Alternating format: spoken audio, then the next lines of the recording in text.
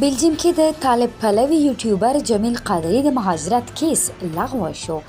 د بلجيم حکومت ته د یو شمیر افغانانو لخوا له جميل قادري څخه شکایت او پر هغه طالبانو ته د کمپاین او ملاتړ تر ثابتېدو وروسته تازه راپورونه دا دي چې د جميل قادري په نوم د دغه ځوان د مهاجرت کیس لغوه شوی او نوموړی د ریپورټ کېدو له جدي ګواښ سره مخ دی چې ډېر ژر به افغانستان ته ولیږل شي.